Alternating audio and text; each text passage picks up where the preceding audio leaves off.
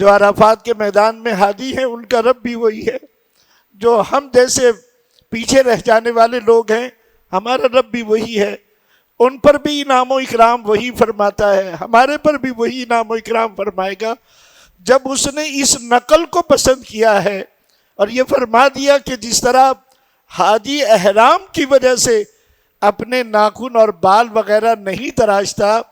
تو تم اس کی نقل کر لو جہاں ہو، تم وہاں پر اگر اپنی ایسی حیت بنا لو کہ تم بھی اس نقل میں نہ بال کاٹو نہ ناخن کاٹو، تو میں تمہیں بھی اس اجر کے اندر شامل کر لوں گا۔ تو کتنی رحمت ہے وہ،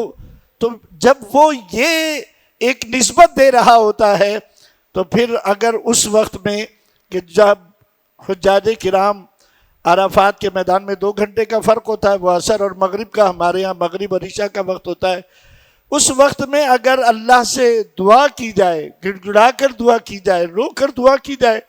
اس نسبت کے ساتھ کی جائے کہ اے اللہ خوش نصیب بندے